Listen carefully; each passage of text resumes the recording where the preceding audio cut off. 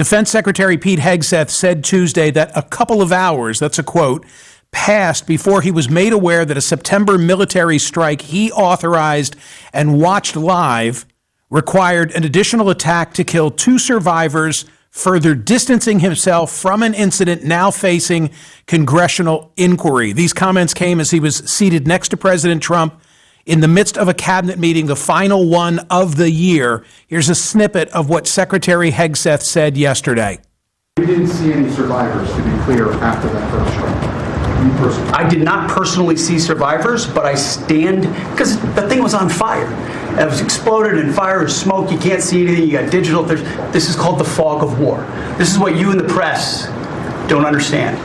You sit in your air-conditioned offices or up on Capitol Hill and you nitpick and you plant fake stories in the Washington Post about kill everybody, phrases on anonymous sources not based in anything, not based in any truth at all. And then you want to throw out really irresponsible terms about American heroes, about the judgment that they made. I wrote a whole book on this topic because of what politicians and the press does to warfighters. President Trump has empowered commanders to do what is necessary, which is dark and difficult things in the dead of night on behalf of the American people. We support them, and we will stop the poisoning of the American people. We're privileged to have Admiral Stavridis with us each and every week. This is one of those days I feel obliged to give him all of his props so that you can appreciate the opinions you're about to hear. Admiral James Stavridis is a retired 4-star U.S. naval officer, currently partner and vice chair at Carlyle, that's a global investment firm, the 12th chair of the Rockefeller Foundation Board, previously having served for 5 years as the 12th dean of the Fletcher School of Law and Diplomacy at Tufts, and led the NATO alliance in global operations from 2009 to 2013 as 16th Supreme Allied Commander with responsibilities for Afghanistan, Libya, the Balkans, Syria, counter-piracy, and cyber security. There's much more to his CV, but this is Admiral James Stavridis. Admiral, I know this is a very fluid situation, and each day we learn a little bit more, although we've still not seen the second video. But I'd love it if you would break down the responsibility as you see it through the chain of command as it relates to the second boat strike. The way this normally would run, and I suspect it did, is the Secretary of Defense gives the overall orders and direction. Then it flows down to the regional combatant commander. This is a job I used to have, Commander U.S. Southern Command. It's a 4-star, can be an admiral generally. Headquarters Miami, and you're in charge of all military activities south of the United States. One click below him in this circumstance, I would guess, is the Joint Special Operations Command. That's a 3-star. It, at this time, was headed up by 3-star Admiral Bradley, Navy SEAL, excellent reputation. And then the chain of command would flow down to the operational elements on scene. So here's the point, Michael. It's a big, complex chain of command. It runs from the Pentagon itself. Secretary of Defense, as he said already, was watching this, was very involved in this tactical operation, and then flows all the way down to the operators who pulled the trigger. Here's the point. The 2 most important words you gave in your opening were congressional inquiry. This absolutely requires people being placed under oath, not just winging it. It means that you have to go in, face the Congress. Frankly, I think initially, perhaps this ought to be behind closed doors, but ultimately a report's going to have to be issued. It's a big deal. We need to look at it very, very closely and understand exactly what happened. So what law applies? Because during the course of today's program and in the last couple of days, I've quoted different legal scholars. I'm going to play in a moment for you and everybody else something that Senator Angus King read aloud from a DOD manual last night on CNN. But what would Admiral James Stavridis direct me to go and read if I wanted to know the bounds of propriety in this case? There are several authorities here, to include the Geneva Conventions, to which the United States are signatories. There is something called the Law of War, which is a bit more amorphous, but is a pretty well codified body of work.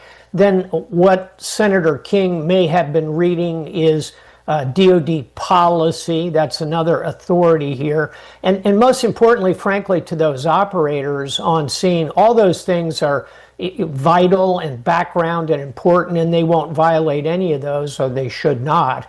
But what's most important to them will be the specific rules of engagement that are promulgated for this particular operation.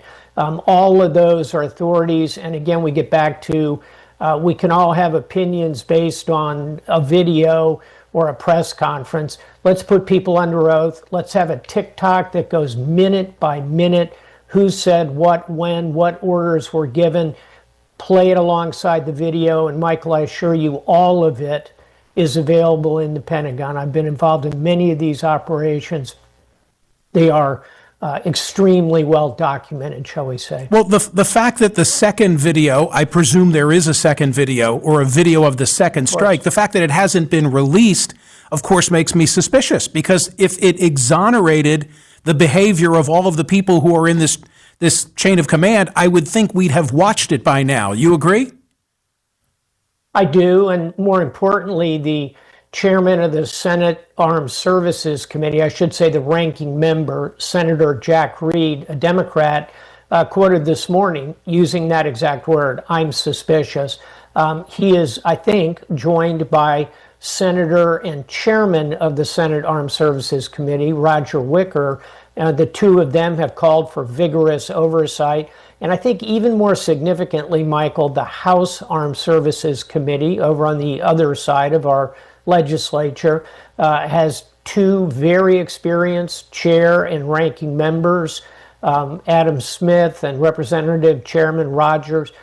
They have also called for vigorous oversight. So this one is not going to go away. And I think the sooner the Pentagon fully cooperates, and if there is malfeasance at any level here, it needs to be addressed. And above all, everyone in the chain of command needs to be accountable for what has happened here. This is a quick snippet, but it's what I made reference to from CNN last night. Caitlin Collins is interviewing Senator Angus King, and he's reading from the DOD Law of War Manual. Let's watch and listen.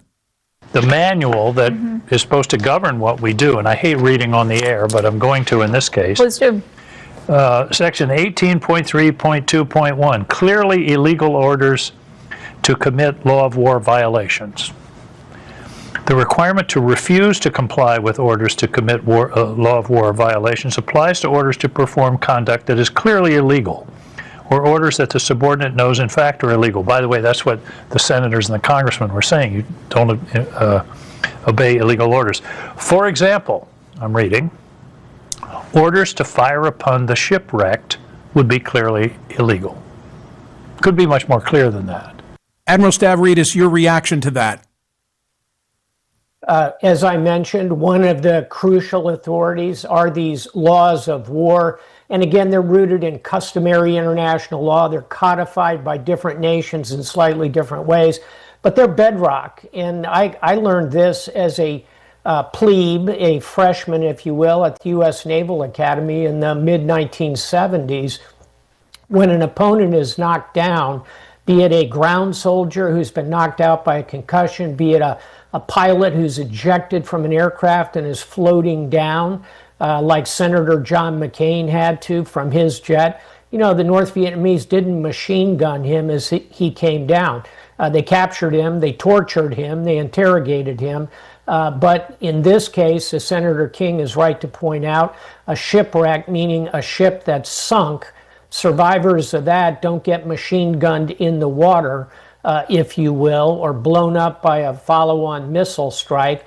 There are instances of that happening by Nazis in World War II, by the Imperial Japanese fleet in World War II. That's not who we are as a country. When we do have a war crime like the My Lai massacre in Vietnam, we take accountability, we have a full investigation, people take responsibility. That is what needs to happen here. In the original Washington Post story, the one that brought this to light, First, there was reference to Secretary Hegseth as giving a verbal order, quote unquote. The order was to kill everybody, said one of the sources. And then there's this graph. The commander overseeing the operation from Fort Bragg in North Carolina, Admiral Frank M. Mitch Bradley, told people on the secure conference call that the survivors were still legitimate targets because they could theoretically call other traffickers to retrieve them and their cargo. He ordered the second strike to fulfill Hegseth's directive that everyone must be killed. What strikes you about that paragraph? What strikes me are the two words I said before, congressional inquiry. That's a Washington Post story. I respect the level of effort they put into their journalism, the way they try and source things very accurately. They don't have the power of subpoena. They can't put people under oath. They don't have access to all of the video. They don't have access to all of the transcripts. But guess who does? The Pentagon. So it's time to get away from speculating about who said what when, find out who said what when, put that alongside the video, and then determine if what we have in front of us is in fact a violation of U.S. law. Okay. One more stab at this, and then I'll let you off the hook, because I appreciate the sensitivity of it, and you're being very clear. You want more information. Is that fair to say? Absolutely. And again, I don't have a security clearance. I don't have access to all this information, but the Congress does. And therefore, this is going to require a congressional inquiry. Andy McCarthy, who is a conservative attorney and I'll say legal scholar who's written on this and getting a lot of attention, because some will say, well, even Andrew McCarthy, he's often on Fox, he believes that there's problem here. There's culpability as he sees it. He was on this show on Monday, and I remember something he said. He said, even if they were Al-Qaeda, even if there were no question that we're dealing with terrorists, and even if there had been a congressional mandate, which there isn't here, if there are two individuals and they're shipwrecked and you take them out, that's a violation of the law. I guess that's kind of presented as a hypothetical to you, but what do you make of it? As a hypothetical, as something that you're discussing in a classroom in Annapolis or at West Point. Yeah. And if you ask the plebes in the class, the 18-year-olds, hey, would it be legitimate for you to take out these individuals? I think they would answer no, because that's what they have been taught. That's a pure hypothetical at this point. Let's get the facts on what happened. I do want to make one other point that's important here, which is regardless of how the investigation ultimately comes out and says at this level in the chain of command there's a violation of the law of war, etc., that doesn't excuse the Secretary of Defense from overall responsibility of what has happened here.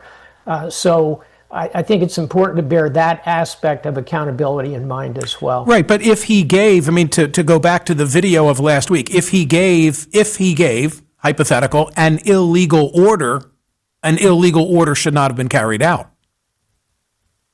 I would hope not. And that, again, is what we will determine when we have all the facts in front of us, which as yet we do not.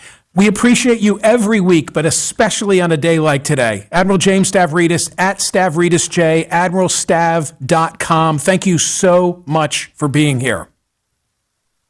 My pleasure, and I suspect we'll be revisiting this topic in the months ahead. Yeah, I imagine we will. Thank you, Admiral Stavridis. Admiral Stavridis is here each and every week. We value his contribution to this program. Today's poll question at Smerconish.com. What about Admiral Mitch Bradley? Should he face disciplinary action for his role in the second strike on a suspected drug trafficking boat?